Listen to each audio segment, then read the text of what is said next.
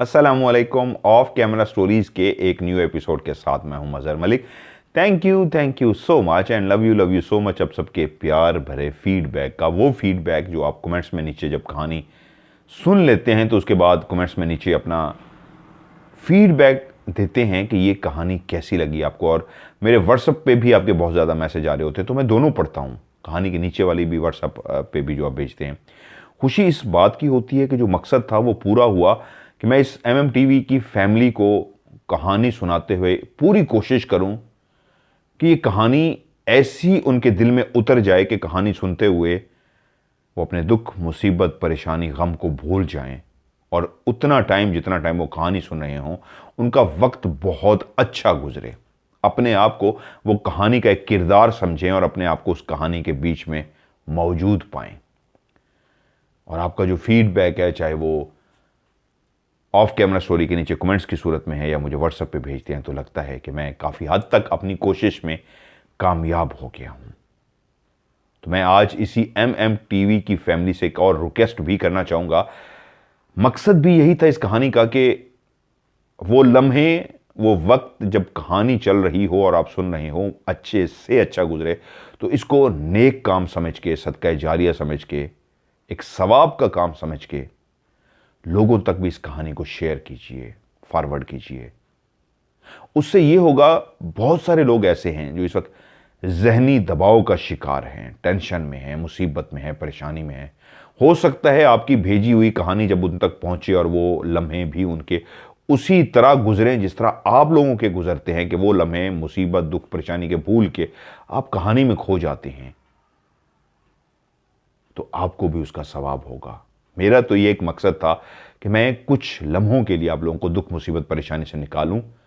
और नानी अम्मा जिस तरह हमें कहानी सुनाती थी, दादी अम्मा सुनाती थी, वो लम्हे हमारी ज़िंदगी के खूबसूरत तरीन लम्हे होते। तो इसी तरह आज मैं कोशिश करता हूँ आपके लम्हों को भी कुछ टाइम के लिए खूबसूरत बनाने की कोशिश करता हूँ। और अगर आपको लगता है यस वो लम्हे खूबसूरत बन जाते हैं, तो फिर आप कोशिश कीजिए, आप अकेले इससे फ़ायदा ना उठाएं और लोग भी अपने लम्हों को खूबसूरत बना सकें। इसलिए कहानी को ज़रूर आगे शेयर किया करें, ये सोच के कि लोगों को भी भला होगा, लोगों को भी दुख, मुसीबत, परेशानी ख़त्म हो जाएगी। क्योंकि मुझे फीडबैक में ये भी पता लग चुका है, ज़िंदगियों से जो लोग मुंह मोड़ चुके थे, खुदकुशी करने की कोशिश कर रहे थे, उन लोगों ने जब कहानी सुनना शुरू की तो अब वो कहते हैं ज़िंदगी की तरफ लौट आए हैं। मैंने एक लाइव प्रोग्राम में भी एक कॉल ली थी, उन्होंने ये बात लाइव की थी। तो हो सकता है बहुत सारे लोग आपकी कहानी शेयर करने की वजह से जिंदगी की तरफ लौट आए। आज की जो कहानी है उनका नाम है आशवानी, और सोनी लिखा हुआ है, रियल नेम उनका आशवानी है। और जो वो लिखते हैं, मैं उत्तर प्रदेश के कानपुर का हूँ और मेरी जो पहली जॉब इनकी हुई थी, जहाँ पे कि मैं कहानी सुनाने जा रहा हूँ, ये गाज़ियाबाद में लगी थी। गाज़ियाबाद है, ये उन्होंने गाज़ियाबाद लिखा है। गाज़ियाबाद में उनकी ये पहली जॉब लगी थी और इनका जो शहर है उत्तर प्रदेश है। आशवानी सोनी, कानपुर से इनका ताल्लुक़ है। उत्तर प्रदेश का एक सिटी है कानपुर, ये रियल है उनका नाम भी, और सिटी भी जो मैं बता रहा हूँ ये रियल हैं। और गाज़ियाबाद जहाँ पर उन्होंने जॉब की। कहानी कुछ यूँ है कि सोनी कहते हैं, दो बहनें और उनसे छोटा मैं, हम 3 बहन भाई थे। ज़िंदगी बहुत खूबसूरती से गुजर रही थी। मम्मा पापा हमारे साथ थे, हम उनके साथ बच्चे बहुत लगाव रखते थे, वो हमसे बहुत प्यार करते थे। बहनें काफ़ी बड़ी थी, मैं बहुत छोटा था, पैदाइश के मैं बहुत अरसे बाद पैदा हुआ था। वक्त खूबसूरत गुजर रहा था, पता नहीं किसकी नज़र लगी, ऐसी नज़र लगी कि बाग उजड़ गया। उस बाग के पौधे, तो ये 3 बच्चे थे, उस बाग के 3 फूल, 2 फूल जो बेटियों की सूरत में खिल चुके थे और एक छोटा फूल अभी कली था, खिल रहा था, 2 साल का था। वहीं पे उन पे कयामत टूट पड़ी जब ये खबर पहुंची कि एक रोड के हादसे में मामा और पापा अल्लाह को प्यारे हो गए हैं। बहनें तो इस बात को समझ सकती थी, समझदार थी, बड़ी थी। आशवानी छोटा था, 2 साल का था। उसको कतन इस बात की समझ नहीं थी कि क्या कयामत गुजरी है हम पे। मट्टी की अमानत मट्टी के हवाले कर दी गई। वो अमेरिका में हिंदू मज़हब से ताल्लुक़ रखते हैं, तो वो जिस तरह करते हैं, रसूमात आखिरी अदा की जाती हैं, हम मट्टी के हवाले करते हैं, वो अपनी रसूमात अपने तरीके से अदा करते हैं। मैं तमाम मज़ाहिब का दिल से एहतराम करता हूँ, इस हद तक एहतराम करता हूँ कि एक आयत भी है कुरान मजीद की कि जितना तुम दूसरों के मज़हब को अच्छा कहोगे तो वो भी तुम्हारे मज़हब को बुरा भला नहीं कहेंगे, अच्छा कहेंगे। वक्त गुजरा, जाने वाले तो जा चुके थे। अब ये तीनों बच्चे अपनी नानी के साथ रह रहे थे। नानी ने बहुत प्यार दिया, जो वो मोहब्बत, प्यार, वक्त दे सकती थी, परवरिश कर सकती थी, उन्होंने बहुत अच्छे तरीके से ख्याल रखा और बच्चों की इस तरह परवरिश की कि एक वक्त आया कि दोनों बहनों की शादी कर दी गई। नानी ने इस जिम्मेदारी को ऐसे निभाया कि अगर मामा पापा जिंदा होते तो वो भी इसी तरह इस जिम्मेदारी को निभाते। दोनों बहनों की ना सिर्फ शादी हो गई बल्कि वो अपने अपने घरों में खुश भी थीं। मैं छोटा था, बहुत छोटा। नानी ने इतना प्यार दिया, पढ़ता रहा। नानी को ही सब कुछ समझता रहा, यहां तक कि ग्रेजुएशन अपनी मुकम्मल कर ली। और जिस दिन मेरी ग्रेजुएशन मुकम्मल हो गई तो मैं उस दिन बहुत खुश था, इस बात पे खुश कि अब वक्त आ गया है कि मैं नौकरी पे लग जाऊंगा, मैं जॉब करूंगा और मैं कमाना शुरू कर दूंगा। ग्रेजुएशन के बाद हर जगह पे जाके मैंने इंटरव्यू देना शुरू कर दिया। जहां जहां मैं जा सकता था इंटरव्यू देता रहा, यहां तक कि एक वक्त आखिर आ ही गया कि एक ऑफिस में मुझे सेल्स मार्केटिंग मैनेजर की जॉब मिल गई। लेकिन पहली जॉब तो थी, जहां बहुत कोशिश की वहां पे जॉब नहीं मिल सकी। ये जॉब तो मिल गई थी मुझे, लेकिन अपने शहर से दूर एक और शहर के अंदर जाना था मुझे। इंटरव्यू तो मैंने अपने शहर में दिया, लेकिन उन्होंने मुझे बताया कि आपको हम गाजियाबाद भेज रहे हैं। ये कानपुर में रहते थे। इंसान को जब पहली जॉब मिलती है और वो बहुत सारी जगहों से नाउम्मीद हो चुका होता है, उसको जॉब नहीं मिल रही होती, तो पहली जॉब ऐसी जॉब होती है हर बंदे की, वो कहता है बस किस तरीके जॉब मिल जाए, मैं कमाना शुरू कर दूं, अपने पाँव पे खड़ा हो जाऊं, फिर मैं एक और जॉब ढूंढता रहूंगा और जब मनपसंद जॉब मिल जाएगी तो वो अपनी मनपसंद जॉब करूंगा। तो उसने भी मिठाई के साथ घर वालों को खुशखबरी सुनाई कि मेरी पहली जिंदगी की जॉब हो गई है, मुझे सेल्स मार्केटिंग मैनेजर के तौर पे नौकरी दे दी गई है, लेकिन मुझे गाजियाबाद जाना होगा। उसने अपना बैग तैयार किया, कपड़े, जूते, जो कुछ ज़रूरियात ज़िंदगी का सामान था उसने बैग में रखा। नानी ने उसको खुदाफिज करते हुए ढेर सारी दुआएं दी कि ज़िंदगी की पहली सीढ़ी जो एक नौकरी की सूरत में थी, बेटा तुमने कदम रख दिया है, खुदा तुम्हें बहुत तरक्की दे, तो बहुत आगे जाओ, मन की मुराद पूरी हो, बस एक ध्यान रखना, बहुत मेहनत करना, लगन से काम करना, इतना मेहनत करना कि जो तुम चाहते हो वो सब तुम्हें मिल जाए। ढेर सारी नानी की दुआएं लेता हुआ वो रवाना हुआ और गाजियाबाद पहुंच गया। उसने वहां पे ज्वाइनिंग दी। बहुत सारे लोग थे जो उसके साथ काम कर रहे थे, उसके अंडर काम कर रहे थे। वो एक मार्केटिंग का मैनेजर था, सेल्स करनी थी, उन्हें चीज़ें बेचनी थी। एक कंपनी थी जिसके प्रोडक्ट बेचने की जिम्मेदारी इसको थी।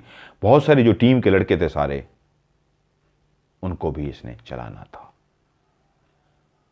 गाजियाबाद का एक ऐसा इलाका था ये जो बहुत ज़्यादा आबादी वाले नहीं था, आबादी थी लेकिन साथ साथ गैर आबाद भी था, छोटा सा गांव कह लीजिए, गांव सा था।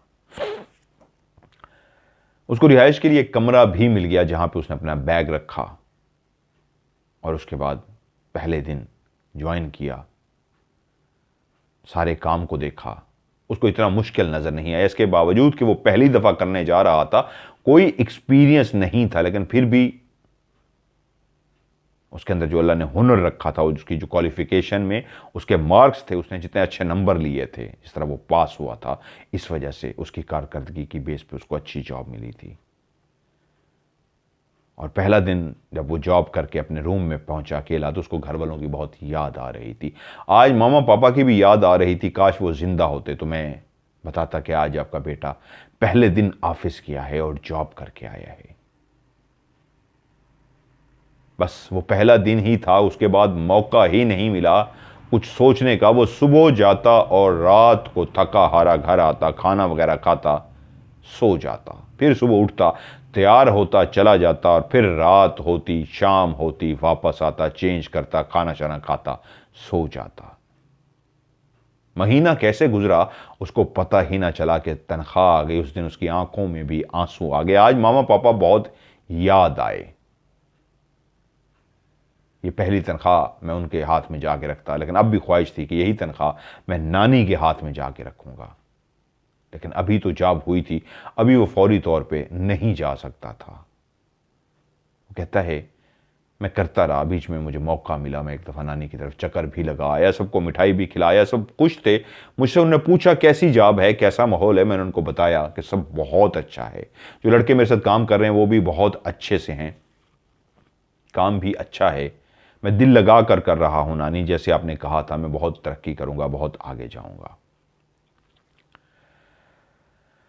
1 महीना, 2 महीना, 3 महीना, 4 महीना, 5 महीने, और फिर जब 6ठा महीना जॉब करते हुए गुजर रहा था, तो वहीं पे एक वबा, जिसका नाम, एक ऐसा वायरस कोरोना, जो हर जगह पे फैल चुका था। दुनिया में मुख्तलिफ ऐलानात हो रहे थे। आहिस्ता आहिस्ता हर मुल्क अपने मुल्क के अंदर पाबंदियां लगाता जा रहा था, लॉकडाउन करता जा रहा था, मार्केटें बंद होती जा रही थी, हर चीज़ बंद करते जा रहे थे। इंसान को हुक्म दिया जा रहा था कि परहेज करो, दूर रहो एक दूसरे से, घर के अंदर रहो, क्योंकि ये बीमारी बहुत तेज़ी के साथ फैल रही है। ये खबरें चलती रहीं, टीवी पे चलती रहीं, लेकिन जिस छोटे से गांव के अंदर आशवानी काम कर रहा था, वहां पे भी ये बीमारी शुरू हो चुकी थी, और वहीं पे चेमें गोयां हो रही थी, बातें हो रही थी कि अनकरीब यहां पे भी लॉकडाउन लग जाएगा, बंद कर दिया जाएगा। एक सुबह उसको टीवी देखते हुए अंदाजा हुआ कि ऐलान हो रहा था, जिस जगह पे वो बैठा हुआ था, इस पूरे शहर में, इस गांव में भी 3 दिन के बाद लॉकडाउन होने वाला था। 3 दिन के बाद सब कुछ बंद होने वाला था। और जब उसने ये खबर सुनी नाश्ता करते हुए, तो उसको एकदम से बेचैनी शुरू हो गई कि अगर सब कुछ बंद होने वाला है 3 दिन के बाद, तो फिर मुझे भी घर निकलना होगा। लेकिन मैं तो तनख्वाह घर भेज चुका हूं, मेरे पास तो कुछ भी अभी फिलहाल जेब में नहीं है, किराया तक भी नहीं है कि मैं घर जा सकूं, तो क्या बनेगा। वो ये सोचता हुआ दफ्तर के लिए रवाना हुआ, अपनी मोटरसाइकिल पे बैठा दफ्तर पहुंच गया। पहला दिन भी उसका टेंशन में गुजरा, लेकिन उसने जाते ही फैसला किया, अपनी टीम से कहा 3 दिन बाद, क्योंकि सब कुछ बंद हो जाएगा, लॉकडाउन लग जाएगा, तो आप लोग इतना ज़्यादा काम करो इन 2 दिनों में कि हम ज़्यादा पैसे कमा लें, उससे हमारे पास किराया आ जाएगा और हम अपने अपने घरों को रवाना हो सकेंगे। कुछ लड़कों ने तो इसकी बात मान ली, और कुछ का कहना यह था कि हम रिस्क नहीं ले सकते, हम जा रहे हैं। जिस तेज़ी के साथ लॉकडाउन हो रहा है, जिस तेज़ी के साथ मार्केटें बंद हो रही हैं, सब कुछ बंद होता जा रहा है, हमें तो ये लग रहा है 3 दिन नहीं, शायद आज ही बंद हो जाए। तो इसलिए हम सर इतने डरे हुए हैं इस बीमारी से कि यहां पे भी रुक नहीं सकते, बेहतर ही है हम अपने घर रवाना हो जाएं। उनमें से काफ़ी अपने घर को रवाना हो गए, और कुछ थे जो उसका साथ दे रहे थे। दूसरा दिन भी इसी तरह ज़्यादा काम करते हुए, कोशिश ये थी, तेज़ी के साथ ये लोग काम कर रहे थे कि जितनी जल्दी हो सके हम ज़्यादा से ज़्यादा आउटपुट दें, ज़्यादा से ज़्यादा काम करें, ताकि कुछ और इजाफी पैसे कमा लें। क्योंकि आज दूसरा दिन था और कल आखिरी दिन था, उसके बाद परसों मार्केट ने बंद हो जाना था। यहां तक कि काम करते करते रात हो गई, और रात को बहुत सारे लड़कों ने कह दिया, सर बस अब हम भी कल चले जाएंगे, हम भी मज़ीद काम नहीं करेंगे। इसका मतलब ये था, आशवानी को ये समझ लग गई कि कल लास्ट डे है, मुझे भी घर जाना पड़ेगा, सब जाने को तैयार हैं तो मैं भी नहीं रुक सकता। लेकिन हालात से, पोजीशन से और जेबों में हाथ डालने से पता लग रहा था अभी तक इतना पैसे नहीं आ सके कि आशवानी घर जा सके। मोटरसाइकिल को स्टार्ट किया, सोचता हुआ परेशानी की हालत में घर की तरफ तो जा रहा था, लेकिन शहर के अंदर एक अजीब सी बेचैनी फैली हुई थी। गाड़ियां रूटीन की तरह जा रही थी, हॉर्न उसी तरह बज रहे थे, मोटरसाइकिल भी उसी ही आवाज को पैदा करते हुए सड़कों पे दौड़ रहे थे जिस आवाज की गाड़ियां रोज चलती थी। बसें भी उसी तरीके चल रही थी, लेकिन जिन चेहरों की तरफ उसकी निगाह पड़ती थी तो चेहरों पे एक खौफ जरूर था। कोई बस के अंदर बैठा था, खिड़की से बैठा बाहर देख रहा था या देख रही थी, उसके चेहरे पे भी एक खौफ सा था। मास्क पहनना लोग शुरू नहीं हुए थे, कुछ ने पहन भी लिया था। हर कोई एक दूसरे से इस तरह गुजर रहा था, फासला रखकर, इतना फासला रख के गुजर रहे थे जैसे कोई ऐसी अछूत सी बीमारी फैली हुई है कि करीब कहीं कंधे से कंधा लग गया तो वो एक बीमारी दूसरे के अंदर शिफ्ट हो जाएगी। वो भी इसी तरह बचता बचाता एक खौफ की माहौल, एक खौफ की फिजा को देखता कैसी एक बीमारी आई थी। वो भी इसी तरह बाइक चलाता अपने रूम में पहुंच गया। जाते उसने कपड़े चेंज किए और परेशानी की हालत में बैठ गया। अभी खाना खाने को दिल नहीं कर रहा था। वो सोच रहा था कल मुझे भी हर सूरत में निकलना है, लेकिन पैसे जेब में नहीं हैं। कब तक ये लॉकडाउन रहता है मुझे इसका नहीं पता। मैं खाली हाथ घर कैसे जाऊं, किराया तक जेब में नहीं है, क्या बनेगा। और आज उसको वो मंजर याद आ रहा था जब वो घर पहुंचा था। रास्ते में जिस तरह उसने लोगों को देखा था, सब कुछ वही रूटीन वाला था, सिर्फ एक खौफ नया था। वही फिजा थी, वही सड़क थी, उसी सड़क के किनारे लगे वही दरख्त थे। उन दरख्तों पे चिड़ियां परिंदे भी बेचारे सहमे हुए लग रहे थे। ऐसा लगता था जैसे वो कोई बोली बोल रही हों तो वो भी एक दूसरे को कोई खबर सुना रहे हों। सुना तुमने, इंसान परेशान है, उनके बीच में कोई वबा फैल गई है, वो एक दूसरे से दूर दूर हो रहे हैं। उन्होंने मुंह पे कोई कपड़े से भी लगा रखे हैं। और वो चिड़िया दूसरी चिड़िया को बता रही थी, देखा कितना खौफ है इस इंसान के अंदर। वो जो बस बैठा चला रहा था, वो खुद बैठा गहरी नींद, गहरी सोच में था। उसकी निगाह तो सामने सड़क पर थी, लेकिन वो भी गहरी सोच में था। सब बंद हो जाएगा, मैं बस में नहीं चला सकूंगा, मेरे बच्चे कहां से खाएंगे, मेरे घर में राशन कहां से आएगा, क्या बनेगा। क्या ये बीमारी हम सबको लेके डूब जाएगी, क्या ये बीमारी हम सबको लेके मार देगी, क्या ये बीमारी हम सबको डबो देगी। एक खौफ सा था कि एकदम से उसको झटका लगा, क्योंकि फोन की घंटी बजी थी।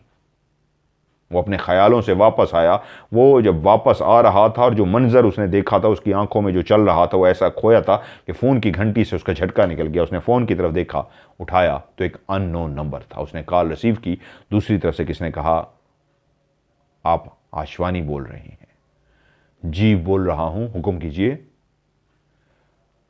मुझे आपकी कंपनी की चीज़ें दरकार हैं। मुझे पता है इस वक्त रात हो चुकी है, लेकिन मजबूरी कुछ ऐसी है कि मुझे फ़ोन करना पड़ा है आपको। क्या आप मुझे ये चीज़ें अभी पहुंचा सकते हैं?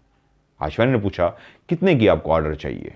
तो उसने तकरीबन इंडियन रुपीज़ में कहा 10,000 रुपये के। आशवानी को जैसे ऐसे लगा जैसे डूबते को तिनके का सहारा। जो कल किराए के लिए परेशान बैठा था, उसको लगा कि अगर ये पैसे आ जाते हैं मेरे पास तो फिर तो मेरे पास किराए के पैसे आ जाएंगे। उसने कहा ठीक है, मैं आपको पहुंचाता हूं, लेकिन आप कहां पे हैं? तो वो लोकेशन जो समझाना शुरू हुआ।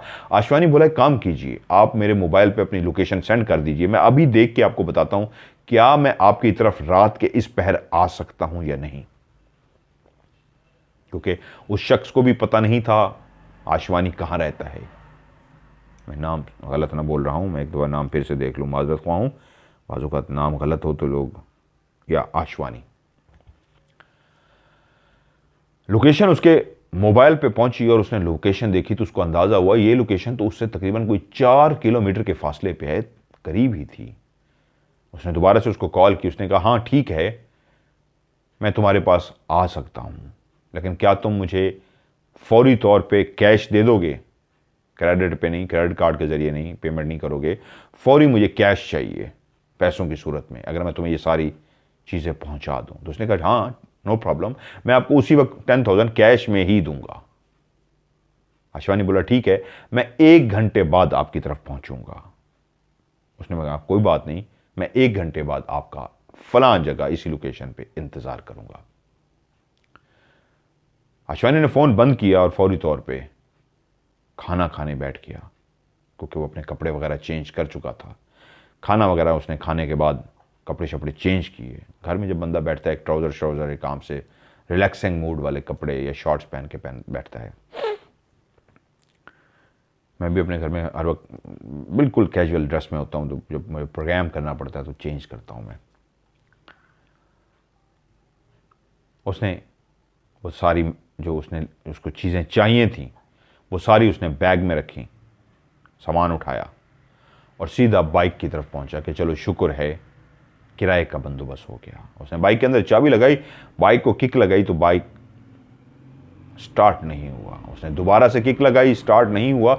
अब वो बाइक को स्टार्ट करने के लिए मुसलसल कोशिश कर रहा था, लेकिन बाइक था कि नाम लेने का, स्टार्ट होने का नाम ही नहीं ले रहा था। काफ़ी कोशिश करने के बावजूद जब बाइक स्टार्ट नहीं हुआ तो वो परेशान हो गया कि ये क्या होगा।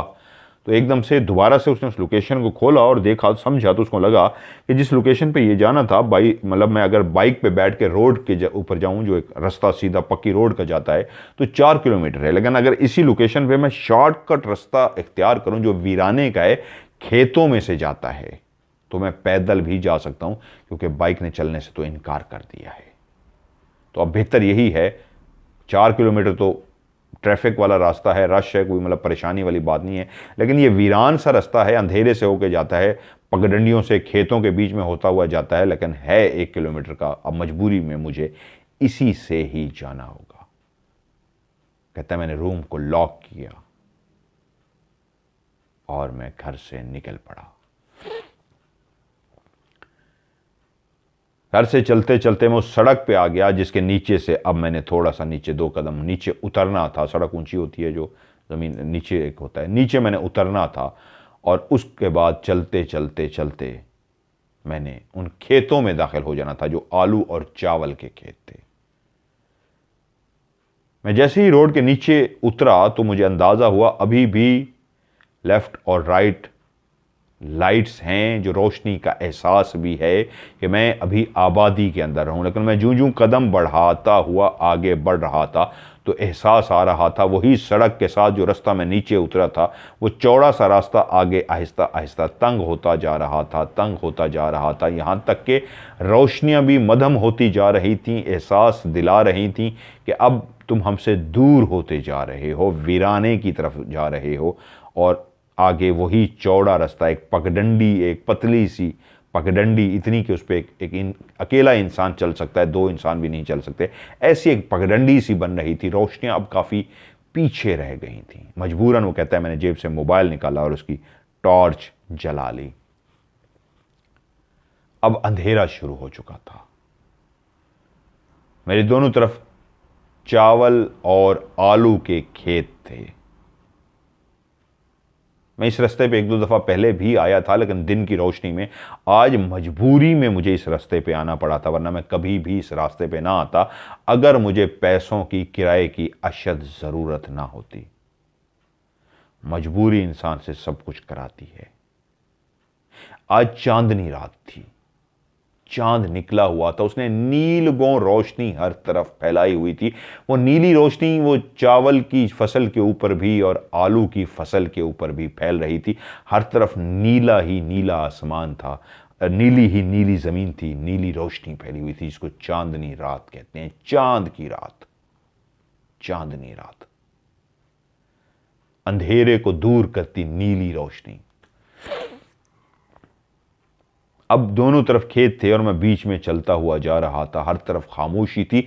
एक आवाज थी जो इस खामोशी में आती है, वो है झींगड़ की आवाज।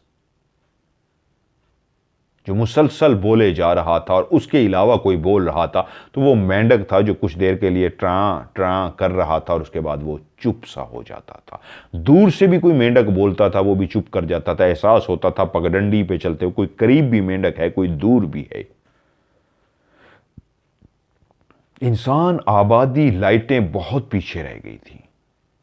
यही फसलें दिन को कितनी खूबसूरत नजर आती होंगी, रात को इस चांदनी रात में बहुत अजीब सी लग रही थी, एक वहशत सी हो रही थी।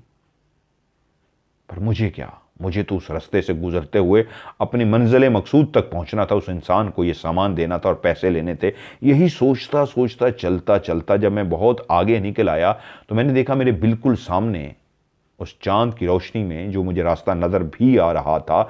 चांद की रोशनी में इतना रास्ता नजर आता है कि आप चल सकते हैं, लेकिन फिर भी कभी ना आप फसलों से गुजरते हैं तो सांप और बिच्छू का खौफ फिर भी इंसान को रहता है।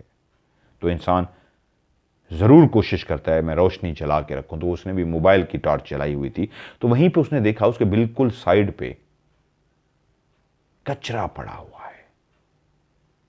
जहां पे जमीनें थी तो मुसलसल जमीनें नहीं थी, जमीनें थी, बीच में कोई प्लाट खाली थे, क्योंकि ये 1 किलोमीटर का रास्ता था और इंसानी आबादी के बिल्कुल करीब ही ये जमीनें थी। तो जो गांव की जमीनें होती हैं वो बिल्कुल जुड़ी हुई होती हैं एक दूसरे के साथ, लेकिन जो इंसानी आबादी के साथ ज़मीनें होती हैं उसमें एक टुकड़ा होगा कोई फसल उगी होगी, फिर कोई टुकड़ा होगा खाली प्लाट पड़ा होगा, फिर कोई टुकड़ा होगा जिसमें कचरा पड़ा होगा। अभी मैं ज़्यादा दूर नहीं आया था, लाइटों को छोड़े हुए अभी कुछ लम्हे ही गुजरे थे कि मैंने देखा एक खाली प्लाट सा है, उसके अंदर कचरे का ढेर लगा हुआ है। गाजियाबाद के लोग इसी कचरे के ढेर में आके अपने घर का कचरा फेंक के जाते थे। सारा कूड़ा क्रिकेट पड़ा हुआ था।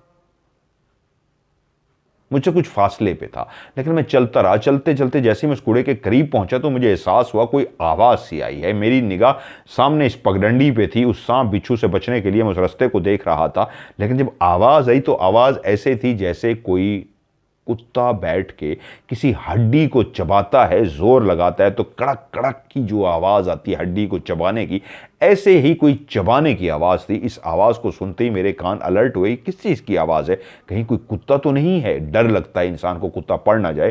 तो कहते मैंने जैसे ही साइड पे मुड़ के देखा, एक औरत जिसकी कमर मेरी तरफ थी, उसी बिल्कुल कूड़े के ढेर के बिल्कुल पास बैठी हुई थी, जमीन पर ही। उसकी कमर मेरी तरफ थी, इतना मैं सिर्फ देख था। उसका चेहरा मैं नहीं देख सका कि वो कुछ बैठी उसी कूड़े से उठा के खा रही थी। वो जो कड़च कड़च की आवाज आ रही थी जैसे कुत्ता किसी हड्डी को खाता है, वो उसी औरत की थी जो उस कचरे पे बैठी हुई थी। मैंने एक निगाह उसको देखा और खाते हुए देखा तो उसी लम्हे मेरे दिल में एहसास हुआ कितनी मजबूर, लाचार, गुर्बत की मारी बेबस औरत है जो इस वक्त बैठी कचरे के ढेर से, रात के अंधेरे में छुप के कि कोई इंसान उसको देख ना ले। पता नहीं क्या वो गरीब इस कचरे से उठा के खा रही है, कचरे से उसको क्या मिलना है। मुझे उस पर तरस भी आया, रहम भी आया और यह भी एहसास हुआ रात को इसलिए बैठी है कि कोई उसको देख ना ले। मैं आगे बढ़ गया। मैं चलता रहा चलता रहा चलता रहा। अब तकरीबन उस जो मुझे लोकेशन भेजी गई थी उसके मैं काफ़ी करीब पहुंच चुका था। तो फिर एकदम से मेरी निगाह पड़ी, मैंने देखा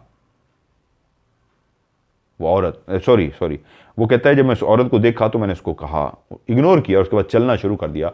काफ़ी आगे चला गया, मैंने मुड़ के देखा क्या वो अब भी बैठी खा रही है, ये चली गई है। तो वो जा चुकी थी, वहाँ पर वो औरत नहीं थी। और मैं फिर आगे बढ़ता रहा।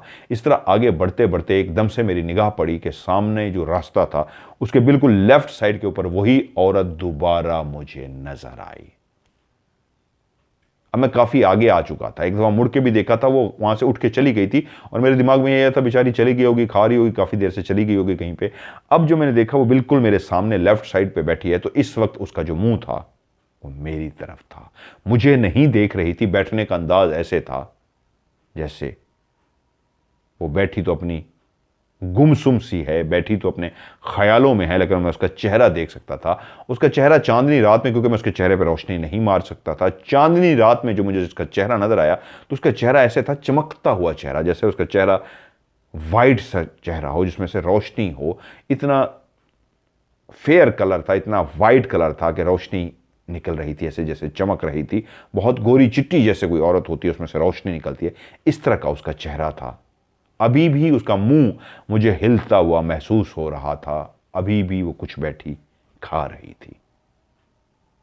वो एक लाल कपड़ों में मलबूस औरत थी, लाल कपड़े उसने पहने हुए थे। पतली भी नहीं थी, बहुत लंबी भी नहीं थी, नॉर्मल जिस तरह कदो कामत की औरतें होती हैं उसी कदो कामत की वो औरत थी। थोड़ी सी मोटी जरूर थी, बहुत ज्यादा नहीं, थोड़ी सी मोटी जरूर थी। उसको मोटा भी नहीं कहना चाहिए, बल्कि जिस्म का कहना चाहिए, यानी कि जो बिल्कुल स्मार्ट, स्लिम एंड स्मार्ट लड़की होती है उससे थोड़ी सी ज्यादा, स्लिम एंड स्मार्ट से थोड़ी सी जरा मोटी थी।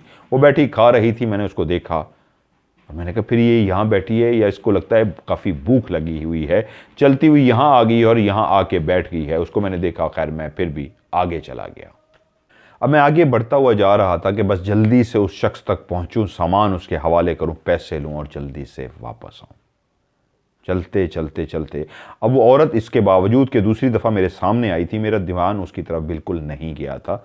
भूखी औरत थी, कोई गरीब औरत थी, इसके बावजूद कि हसीन और जमील हो सकती थी, जिसका चेहरा इतना वाइट कलर का था, जो मैंने हुस्न तो नहीं देखा लेकिन मेरा अंदाज़ा था कि कोई हसीन ही औरत होगी। लेकिन मुझे क्योंकि इस वक्त जल्दी थी अपने सामान पहुंचाने की, और मैं चलते चलते उसी लोकेशन पे पहुंच गया।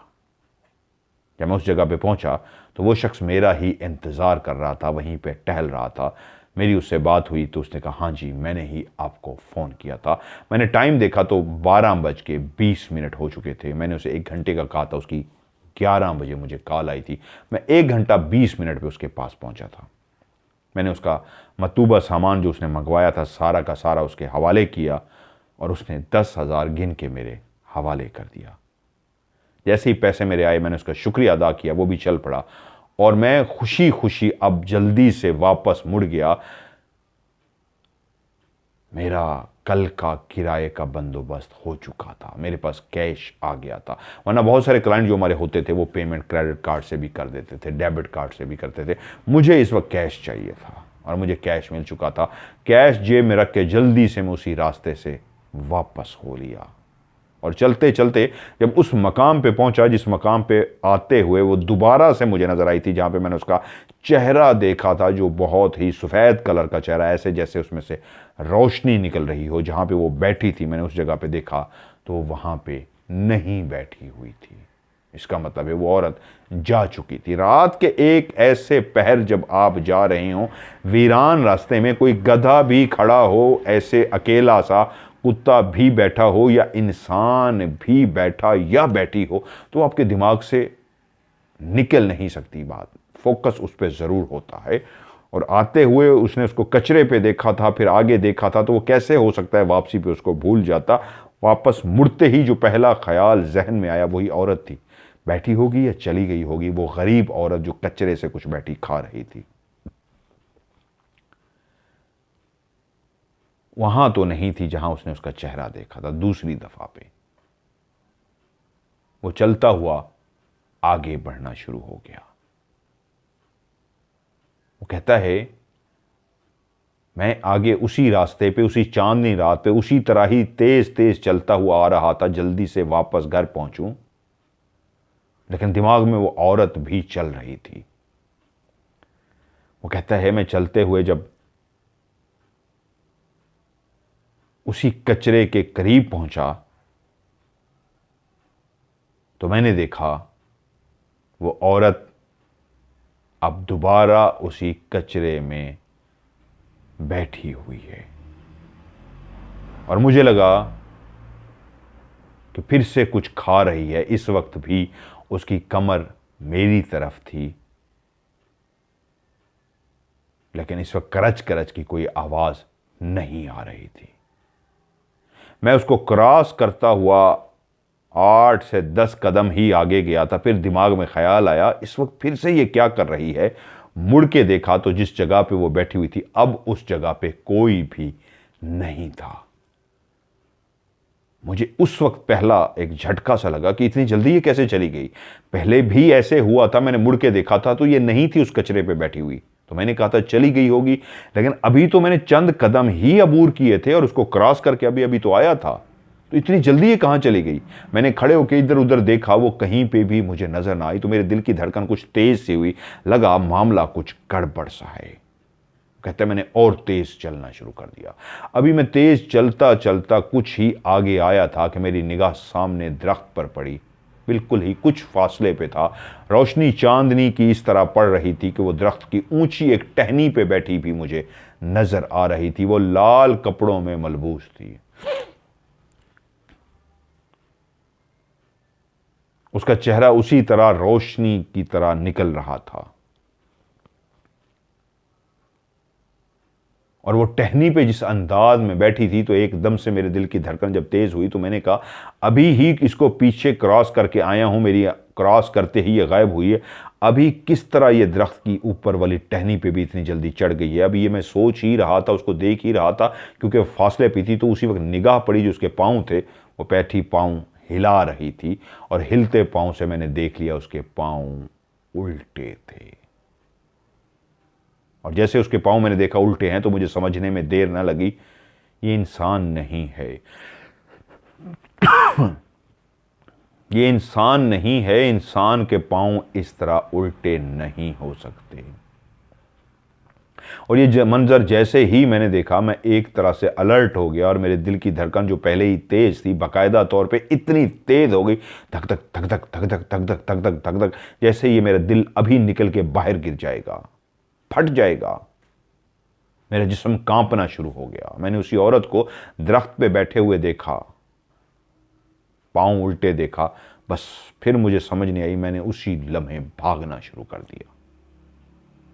मैं इतनी तेज भागा कि बस किसी तरीके मैं अपने रूम तक पहुंच जाऊं। ये औरत नहीं है जिसको मैं कोई गरीब मजबूर एक ऐसी औरत समझा था जो कचरे पे बैठी खा रही थी, वो तो कोई चुड़ैल है, उल्टे पांव वाली पिछल पैरी है। कहता है मैं भागते भागते बिल्कुल रोड के करीब पहुंच गया था, और रोड के बगल में, बगल का मतलब इंडियन ये लफ्ज यूज करते हैं, बिल्कुल रोड के साथ जुड़ा हुआ बेरी का दरख्त था। दो तरह के बेरी के दरख्त होते हैं, अक्सर लोग कंफ्यूज हो जाते हैं। एक होता है जिसकी टहनियां पतली पतली होती हैं, उस पर गोर बेल लगते हैं। एक होता है मोटा बड़ा ऊंचा, मैंने कई दफा राज प्रोग्राम में भी आपको देखा, उसकी मोटी मोटी टहनियां होते हैं। तो दरख्त की एक ऐसी टहनी जो बिल्कुल नीचे थी, ऊंची नहीं नीचे थी, जिस चुड़ैल को मैं पीछे छोड़ के भागता हुआ आया था, मेरी निगाह पड़ी वो उस बेरी की, वो जो नीचे वाली टहनी थी उसी के ऊपर बैठी हुई थी। और जिस वक्त भागते भागते मैं रुका था, इसलिए रुका था, स्पीड स्लो की थी, रुका से मुराद कि कम स्पीड की थी, क्योंकि एक तो सांस फूल गया था, मैं काफ़ी दूर से भागता हुआ आया था, और अब वैसे भी रोड सामने आ चुकी थी। हौसला आ गया था कि मैं पहुंच चुका हूं, रोशनी में आ चुका हूं, इंसानों की उस बस्ती में आ चुका हूं, जहां पे वो रोड के इर्द गिर्द लाइटें लगा के ये एहसास होता है यहां इंसान आबाद है, वीराना नहीं है। गाड़ियां भी गुजरती हैं, लेकिन रात का पहर ऐसा हो चुका था, एक छोटा सा गांव था, अब ट्रैफिक नहीं थी, गाड़ियां नहीं गुजर रही थी, सड़क वीरान पड़ी थी। लेकिन ये एहसास कि मैं सड़क के किनारे हूं, सांस फूला हुआ, मैं रुक तो गया, लेकिन साथ ही निगाह पड़ी 10 से 15 मीटर कह लीजिए, कदम कह लीजिए, वो जो बेरी का दरख्त था जिसके बिल्कुल सामने जाके मैं रुका था। तो उस दरख्त पे निगाह पड़ते ही मेरा सांस फिर से रुक सा गया। उस बेरी के दरख्त के ऊपर फिर से बैठी हुई थी, वही लाल कपड़े पहने हुए, लेकिन इस दफा मैंने उसको इतने करीब से देखा था, जिसके पांव पीछे मैंने सिर्फ उल्टे देखे थे हिलते हुए, अब मैं उसको क्लियर देख रहा था। एक मुजस्सम सा, एक पत्थर सा, एक ऐसा डरा सहमा सा बुत बना हुआ शख्स में बन गया था। ना मैं हिल पा रहा था, ना कुछ कर पा रहा था, क्योंकि उसका और मेरा फासला बहुत ही कम था, 10-15 कदम का फासला। अब मैंने उसको देखा कि उसके हाथ में जो चीज थी और वो बैठी खा रही थी, जिसकी क्रच क्रच की आवाज आ रही थी हड्डियां तोड़ने की, तो वो एक इंसानी हाथ था, कोहनी तक, जिसको वो ऊपर कुछ हिस्सा उसका खा चुकी थी। वो एक इंसानी हाथ था जो उसने पकड़ा हुआ था, और उसको वो जिस तरह इंसान गन्ना खाता है, इसी तरह उसकी हड्डी को खाती थी और उसके बाद करच करच की आवाज़ आती थी। वो इंसानी हाथ को बैठी खा रही थी और उस हाथ में से बाकायदा खून नीचे गिर रहा था, जो एहसास दिलाता था कि ये ताज़ा हाथ है किसी इंसान का, जिसमें से अभी खून तक निकल रहा है, ताज़ा तोड़ा गया है, काटा गया है। या जिस अंदाज में भी उसने इंसान के हाथ को हासिल किया है कि उसकी हड्डियों को चबाते हुए जो करच करच की आवाज़ आ रही है, तो उसमें से अभी भी खून निकल रहा था। आपकी आंखों के सामने एक औरत जिसके पांव उल्टे हों, लाल कलर का सूट पहने, एक दरख्त की शाख पे बैठी है, बिल्कुल नीचे वाली शाख पे, और वो मुंह से चबाती है इंसानी हाथ को, और हड्डी जब उसके मुंह में जाती है करच करच की आवाज़ आती है। और आप ये मंजर खड़े देख रहे हैं तो बड़े से बड़े का दिल ना सिर्फ दहल जाता है, बंदा बेहोश हो जाता है। और हालत आशवानी की भी कुछ ऐसी ही थी, लेकिन क्योंकि वो आंखें झपकना भूल चुका था, खौफ के आलम में उसकी आंखें भी पत्थर की सी हो गई थी। वो खड़ा मुसलसल देखे जा रहा था, इसका सांस फूला हुआ था, अब तो सांस भी रुक चुका था। ऐसा लगता था वो जो दिल की धड़कन पहले ही तेज थी और भागने की वजह से और तेज हो गई थी, वो भी लगता था बंद सी हो जाएगी, हार्ट फेल हो जाएगा। वो खौफ के आलम इसको खड़ा देख रहा था। पलके झपकाए बगैर के उसने देखा इंसानी हाथ को खा के जो करच करच की आवाज़ें पैदा करी है, वहीं पे वो आशवानी को देख के मुस्कुराई, और मुस्कुराने से उसके दांत आशवानी के सामने आए। वो इंसान के नहीं, जिस तरह कुत्ते के दांत होते हैं बड़े बड़े, उस तरह उसके दांत थे। और वो कहता है जैसे ही वो मुझे देख के मुस्कुराई और उसके मैंने दांतों को देखा जो बिल्कुल कुत्ते की तरह दांत थे, तो जब वो मुझे देख के मुस्कुराई तो उससे पहले उसका चेहरा, वो जो मुझे रोशनी जिसमें से निकलती नजर आ रही थी, उस वक्त भी एक सफ़ेद सा गोरा चिट्टा सा चेहरा था, जैसे किसी खूबसूरत औरत का गोरा चिट्टा सा चेहरा होता है, खूबसूरत सा चेहरा, ऐसा ही था। वहीं पे देखते ही देखते मेरी आंखों के सामने वो चेहरा बदलना शुरू हो गया। वो रोशनी छोड़ता हुआ चेहरा, इतना दमकता चमकता चेहरा, रोशनी से मुराद इतना दमकता हुआ, इतना चमकता हुआ कि उसमें से रोशनियों का सा एहसास था। वही खूबसूरत दमकता चमकता चेहरा मेरी आंखों के सामने बदलना शुरू हुआ और सफ़ेद रंग आहिस्ता आहिस्ता ब्लैक होता जा रहा था। ऐसा ब्लैक जैसे इंसान आग के अंदर हो और आग लगने की वजह से चेहरा जल जाता है, तो वही चेहरा मेरी आंखों के सामने सफ़ेदी से, चमकते दमकते से ऐसा ब्लैक, ऐसा काला स्याह चेहरा बना, जैसे जला हुआ चेहरा, जला हुआ ताज़ा चेहरा, जैसे किसी इंसान के मुंह को उठा के आग के अंदर फेंक दिया जाए और फौरी वापस निकाला जाए तो उसकी जिल्द लटकी हुई होगी। तो उसका वो काला स्याह चेहरे की जिल्द ऐसी थी जैसे आग की वजह से जल चुकी है और लटक रही है। जब चेहरा इस तरह हो जाए कि जला हुआ और जिल्द लटक रही है, अभी अभी ही जला है और अभी अभी जलने की वजह से उसकी स्किन जो थी काली स्याह भयानक सी स्किन लटक रही थी, तो क्या आलम होगा। कहता है जैसे उसका चेहरा भयानक हुआ, उसकी जिल्द लटकना शुरू हुई, तो उसी वक्त उसने मेरे सामने छलांग मारी और नीचे ज़मीन पे खड़ी हो गई, और उसके बाद उसने उस हाथ को यूं फेंका और मेरी तरफ चलना शुरू हो गई। किसी भी इंसान के लिए इससे भयानक खौफनाक मंजर नहीं हो सकता कि हाथ को खाती हुई चुड़ैल, उल्टे पांव वाली चुड़ैल जिसका चेहरा हंसने की वजह से जल गया हो और लटकती हुई जिल्द जो जलने की वजह से लटक रही है, उस इंसानी हाथ को फेंकती है और आपकी तरफ बढ़ती है। आपको इसमें कितनी देर लगी होगी समझने के अगला शिकार आप हैं, यकीनन सी बात है। उसको इंसानी जिस्म खाना इतना पसंद है, अभी वो आपका कलेजा निकाल के, दिल निकाल के खा जाएगी, और फिर यही बाजू जो आपके हैं कुछ देर बाद उसी के हाथ में होंगे, वो बैठी आपकी हड्डियों को खा रही होगी। कहता है पता नहीं कैसे, किस लम्हे क्या हुआ कि जो मैं गिर के बेहोश हो जाता, जो मैं अपनी पलकें झपकाना भूल गया था, जो मैं बुत सा बना खड़ा था, जो मुझे कुछ भी समझ नहीं आ रहा था कि मैं क्या करूं, उसी वक्त एकदम से मेरे दिमाग में आया कि मुझे भोलेनाथ को पुकारना चाहिए, उसका चालीसा पढ़ना चाहिए। जैसे ही मेरे दिमाग में ख्याल आया तो उसी लम्हे मैंने आंखें एक दफ़ा बंद की और भोलेनाथ का चालीसा पढ़ना शुरू कर दिया। जैसे ही मैंने ये पढ़ना शुरू किया तो मैंने देखा वो जो मेरी तरफ बढ़ती हुई आ रही थी वहीं अपनी जगह पे रुक सी गई। तभी मुझे अंदाज़ा हो गया, मेरा जिस्म जो कप कपा रहा था, दिल की धड़कन जो रुक सी गई थी, सांसें लेना जो भूल गया था, आंखें झपकना भूल गया था, अब मुझे उस चालीसे पढ़ने की वजह से मुझे लगा जैसे मेरे अंदर सांस वापस सी आ गई है, जैसे ज़िंदगी की रगें फिर से दौड़ना शुरू हो गया, खून फिर गर्दिश करना शुरू हो गया। मैं ज़िंदा हूँ, मैं बेहोश नहीं हुआ हूँ, अभी मुझे भागना है, अभी मुझे कुछ करना है। और मेरी ज़बान भोलेनाथ के चालीसे का विल्द करती रही, और जब मैंने देखा वो रुक चुका है, वो रुक चुकी है, तो बस मैंने आंखें बंद की, उसकी तरफ नहीं देखा। आखिरी दफ़ा जब मैंने उसको देखा था तो रुके हुए देखा था और उसके बाद मैंने भागना शुरू कर दिया और मैं भागते भागते भागते अपने रूम में दाखिल हुआ। मैं जब अपने रूम का ताला खोल रहा था मेरे हाथ कांप रहे थे, मेरा जिस्म पसीने पसीने हो चुका था, मेरी हालत बहुत ख़राब थी। मैं जैसे ही अंदर पहुंचा आते ही बिस्तर पर गिर सा गया, ऐसे जैसे मुझे लगता था मैं बेहोश सा हो जाऊंगा। मैं हाँप रहा था, कांप रहा था, पूरा जिस्म मेरा वाइब्रेशन पे लगा हुआ था।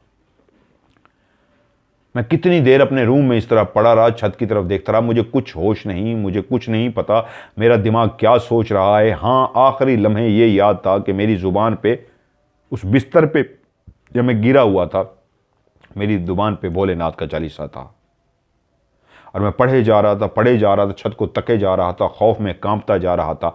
पढ़ते पढ़ते पढ़ते मुझे कब नींद आ गई मुझे नहीं पता। मैं सोया, मैं बेहोश हो गया। वो कहता है मुझे ये भी नहीं पता कि मैं बेहोश हो गया था, मैं सो गया था नहीं। जब मेरी आंख खुली तो सुबह हो चुकी थी और जैसे ही सुबह मेरी आंख खुली, मैंने अपने बिस्तर से उठने की कोशिश की तो एहसास हुआ मेरे जिस्म के अंदर इतना दर्द है, इतना दर्द है, पूरा जिस्म बहुत ज़्यादा दर्द कर रहा है। ऐसा लगता है मेरे जिस्म में जान ही नहीं है, मैं उठ भी नहीं सकता। तो मैं परेशान हो गया कि मेरे जिस्म को क्या हुआ है। तब मैंने अपने जिस्म को और माथे को हाथ लगाया तो पता लगा शदीद बुखार में मुब्तला हो चुका हूँ और बुखार की ही वजह से कमज़ोरी है, बुखार की ही वजह से इतनी वीकनेस है कि मैं उठ तक नहीं पा रहा, बहुत तेज़ बुखार है। और आज आखिरी दिन था, मुझे हर सूरत अपने गांव पहुंचना था, उसके बाद लॉकडाउन लग जाना था। तो मैंने अपने आप से कहा मुझे हिम्मत करनी होगी, मुझे उठना होगा। और अब भाई अगर आज मैंने हिम्मत ना की तो फिर मैं अपने घर नहीं पहुँच सकूँगा।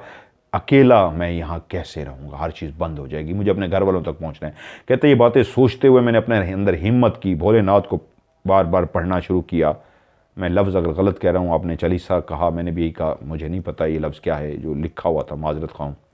खैर वो कहता है मैं उठा हिम्मत करके, जैसे कैसे मैं एक मेडिकल स्टोर तक पहुँचा और उसको जाके मैंने कहा मुझे तेज़ बुखार है, कोई दवाई दीजिए, डॉक्टर शायद है या नहीं।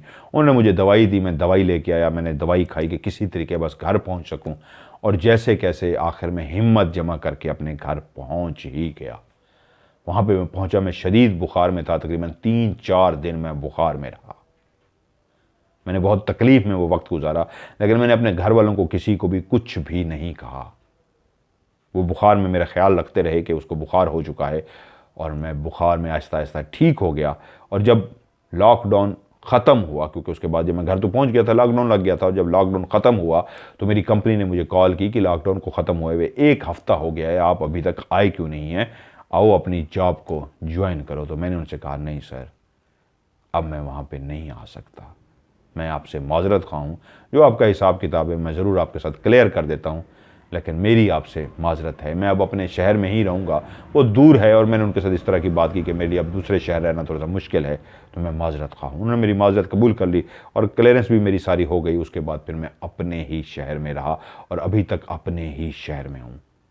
वो कहता है आज भी जब उस औरत को याद करता हूँ, उसका हाथ को चबाना, क्रच क्रच की आवाज़ का पैदा करना, मुस्कुराते हुए दांत दिखाना, जो कुत्ते की तरह के नुकीले बारीक बारीक से दांत थे, और उसका चेहरा, वो भयानक चेहरा जिसमें से पहले तो रोशनी की माने था, चमकता धमकता चेहरा, लेकिन अब वो ऐसा था जैसे मेरी आंखों के सामने बदल रहा था, जैसे जलता हुआ चेहरा, स्किन गिर रही होती है, जल जल के उतर उतर के आपकी स्किन उतर रही हो, माथा, आंखें, नाक, होंठ सब इंसान की तरह हैं, लेकिन जले हुए काले स्याह, और उसमें से स्किन टूट टूट के नीचे गिर रही हो, तो कोई भी शख्स ये देखेगा उसके लिए बहुत भयानक होगा। तो मैं आज भी जब वो औरत को सोचता हूँ तो कांप के रह जाता हूँ।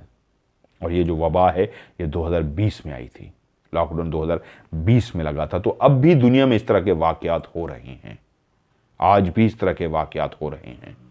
तभी लोगों के साथ जब इस तरह के वाक़यात होते हैं तो वो अपनी कहानी OCS में भेजती हैं और मैं उसको सुनाता हूँ। तो रिक्वेस्ट ये है कि आप लोग जब कहानी भेजते हैं, इन्होंने भी बार बार पूछा हुआ है कि मेरी कहानी को 1 महीना हो गया है, वो मैसेज में पढ़ रहा था कि क्या हुआ, मतलब वो इस तरह की बातें कर रहे थे कि मेरी कहानी को आपने क्यों नहीं शामिल किया, 1 महीना हो गया। तो बात यह है, जब आपका नंबर आएगा तो आपकी कहानी को लाजमी मैं प्रोग्राम में शामिल करूँगा, आप परेशान ना हों। आपसे पहले भी बहुत सारे लोगों ने कहानी भेजी होती है, तो इसलिए उसको भी मैंने प्रोग्राम में शामिल करना होता है। उसके बाद आपका नंबर भी आ जाएगा। प्रोग्राम के एंड में मैं जिस तरह कहता होता हूँ, अगर आप वॉइस मैसेज मुझे भेजना चाहते हैं कि आपने वज़ाइफ पढ़े और उस वज़ाइफ से आपको फ़ायदा हुआ, तो 30 सेकंड से लेकर 50 सेकंड तक का एक वॉइस मैसेज रिकॉर्ड करके भेजिए। इंशाल्लाह उसको जुमे वाले दिन लाइव शो में मैं चलाऊँगा। और अगर आपने मुझे वॉइस मैसेज भेजा है व्हाट्सएप पे, तो एंड में आपने एक 3 लफ्ज़ लिखने हैं, MSG। और आप मुझे अगर कहानी भेजते हैं तो कहानी वॉइस मैसेज करें या लिख के भेजें, तो एंड में आप लफ्ज़ लिखेंगे स्टोरी, STORY, या फिर लिखेंगे OCS।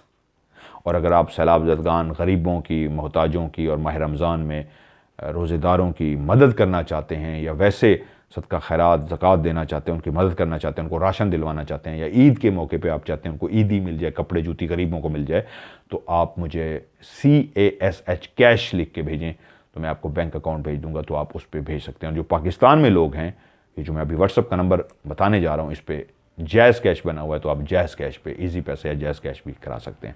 स्टोरी भेजनी हो, वॉइस मैसेज जिसमें रूहानियत के बारे में बताना हो, या फिर स्टोरी, या फिर तीसरा मैसेज कैश का भेजना हो आपने, तो इसी नंबर पे ही भेजना है। बाहर वाले जो हैं पाकिस्तान का पहले कोड मिलाएंगे, प्लस जमा 923136655500, जमा प्लस 923136655500, और पाकिस्तान के लोग 031366555500, इस पे आप मुझे सेंड कर सकते हैं। आज की OCS से मज़हर मलिक को दीजिए इजाज़त। अपना ढेर सारा ख्याल रखिएगा। खुदा हाफिज़।